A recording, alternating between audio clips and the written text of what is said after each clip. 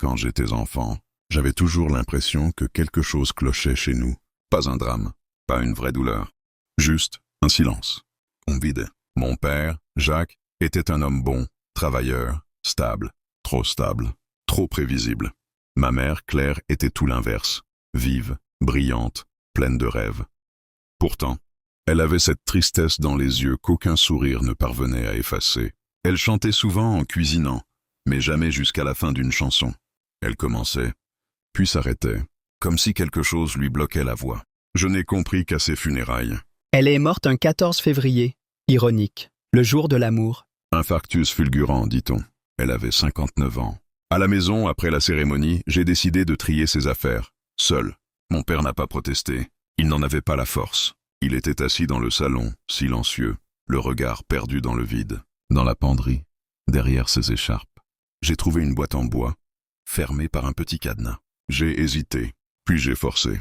Dedans, des lettres, toutes adressées à ma mère, écrites par un certain Mathieu. Mon amour, je rêve encore de ton rire. Paris est gris sans toi. Les jours s'éteignent sans couleur dès que tu tournes le dos.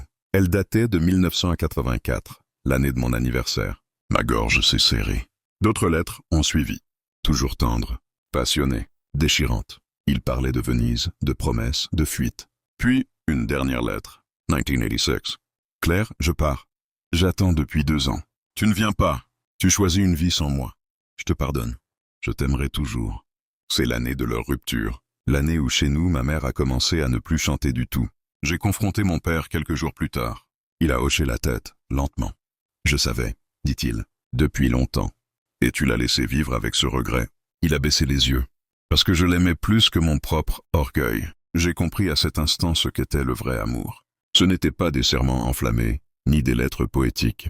C'était accepter que celle qu'on aime ait le cœur brisé, et rester malgré tout, être là, en silence, tendre la main, même si elle n'est jamais vraiment saisie. Aujourd'hui, je garde cette boîte, pas pour juger, pour me rappeler que l'amour est souvent plus compliqué qu'il n'y paraît, et que parfois, les silences criment bien plus fort que les mots.